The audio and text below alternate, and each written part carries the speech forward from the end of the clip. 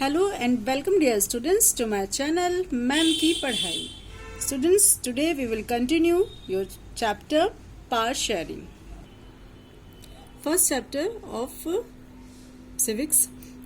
इसमें हम लोग कंटिन्यू करेंगे फेडरलिज्म के आगे से. फेडरलिज्म में आप लोगों ने पढ़ा था कि इसमें जो पावर होती है वो किसी भी देश की 2 पार्ट में डिवाइड होती है. एक या तो सेंट्रल और दूसरी होती है यूनियन गवर्नमेंट. तो अब इसमें देखिए horizontal distribution of power and system of checks and balance. जो ये हॉरिजॉन्टल डिस्ट्रीब्यूशन है, हॉरिजॉन्टल जो कि मैंने बताया था आप लोगों को, जिसमें क्या होता है, लेजिस्लेचर होता है, एग्जीक्यूटिव होता है और जुडिशरी होता है. इसे हॉरिजॉन्टल डिस्ट्रीब्यूशन ऑफ पावर कहा जाता है. इसमें चेक और बैलेंस होता है. अब चेक और बैलेंस आप सोचेंगे बैंक वाला सिस्टम आ गया है क्या कि चेक भेज रहे हैं या उसमें बैलेंस बच रहा है.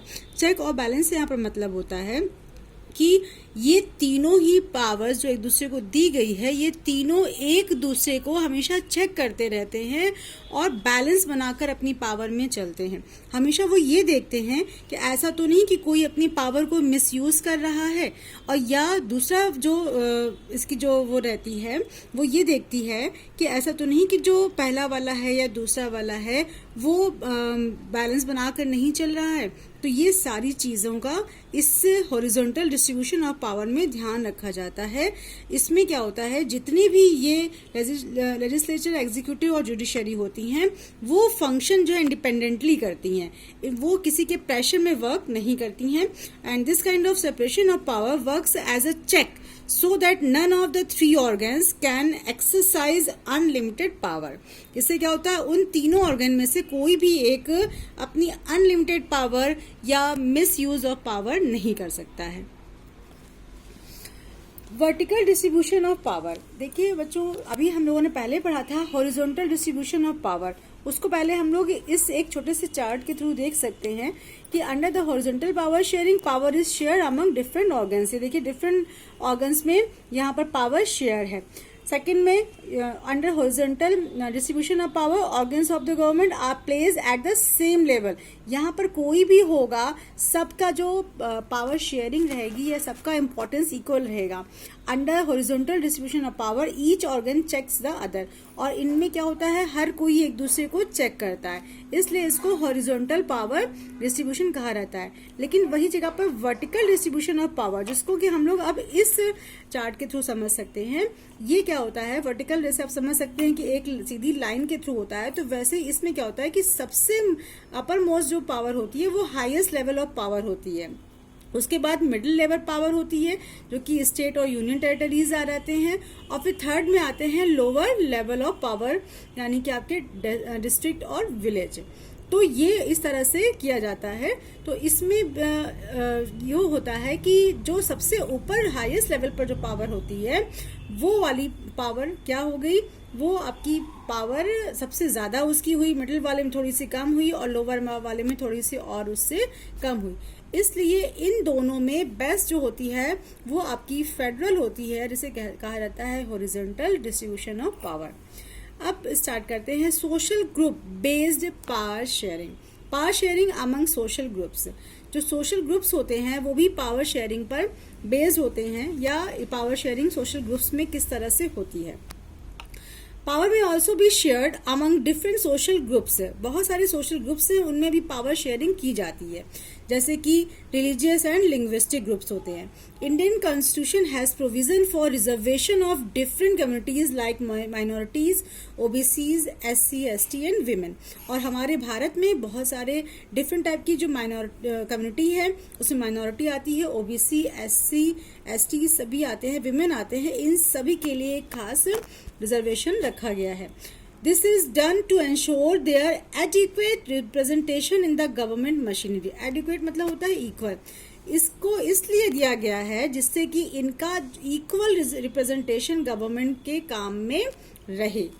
Under this kind of arrangement, power is shared among different social groups. This can be religious or linguistic group. इस तरह में रिलीजियस हो चाहे लिंग्विस्टिक. लिंग्विस्टिक मतलब लैंग्वेज के थ्रू अगर भी कुछ लोग अपना ग्रुप बना लेते हैं कि हम तमिल बोलने वाले हैं, हम उड़िया बोलने वाले हैं, हम कन्नड़ बोलने वाले हैं, तो हमारा ग्रुप अलग है. तो इस तरह से वो भी ग्रुप्स होते हैं. तो इन ग्रुप्स में भी पावर शेयर की जाती है. In many countries of the world, the constitutional and legal arrangement provides for reservation to socially weaker sections and women in the legislature and administration. बाकी जो कंट्रीज होते हैं वहाँ पर जो वीकर सेक्शंस होते हैं, जैसे कि कोई गरीब है या विमेंस जो होती हैं, उनको लेजिस्लेचर और एडमिनिस्ट्रेशन में कुछ अरेंजमेंट ऐसा किया जाता है कि जिससे उन लोगों को रिजर्वेशन मिलता है. लेकिन in India we have a system of reserve constituency in parliament and state legislature which gives representation to diverse social groups who otherwise would feel neglected. और इंडिया में हमारे यहाँ लेजिस्लेचर में पार्लियामेंट में दोनों ही जगहों पर कुछ ऐसे ग्रुप्स जो कि नेग्लेक्ट मतलब लोगों से तिरस्कृत फील किए अपने को फील करते हैं, उन लोगों के लिए खास रिजर्व सीट रखी जाती है. This system ensure adequate representation to minority groups in power sharing. इस तरह से जो लोग भी माइनॉरिटी में आते हैं उन लोगों के साथ भी पावर शेयर हो जाती है, मीन्स उनको भी कुछ खास अधिकार दे दिए जाते हैं.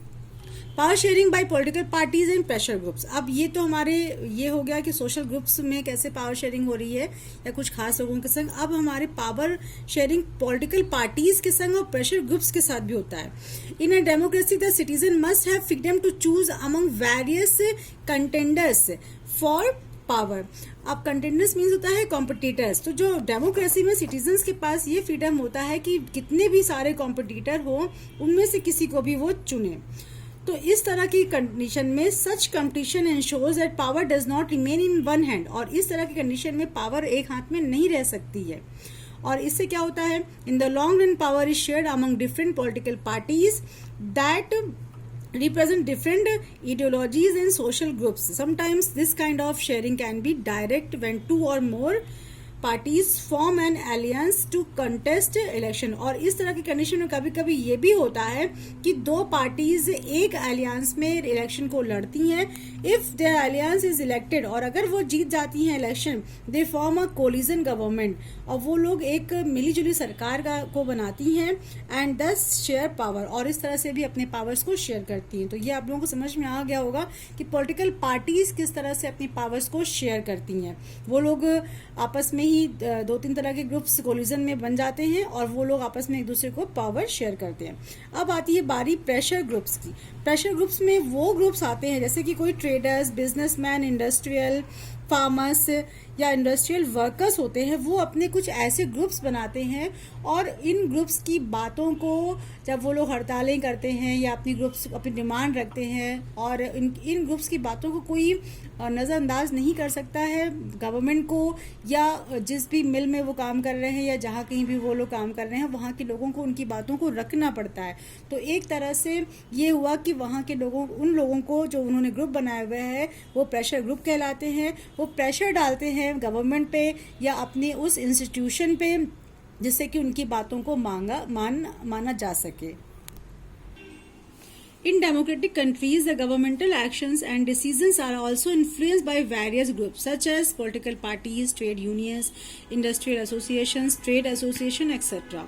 मीन्स जो डेमोक्रेसी होती है वहाँ पर गवर्नमेंट इन सारे जो भी ये एसोसिएशन है, यूनियन है, इन सब के थ्रू बहुत ज़्यादा इन्फ्लुएंस होती है और इन सब के अकॉर्डिंग उसको वर्क करना पड़ता है और इनके कारण ही अपना डिसीजन को भी वो लोग चेंज करना पड़ता है.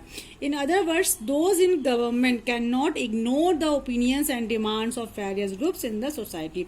ये इंपॉर्टेंट लाइन है सोशल ग्रुप्स के लिए कि दूसरे शब्दों में जो भी कोई गवर्नमेंट में है वो इस तरह के वेरियस ग्रुप्स की डिमांड्स को कभी भी इग्नोर नहीं कर सकता, उन्हें इनको मानना पड़ता ही है.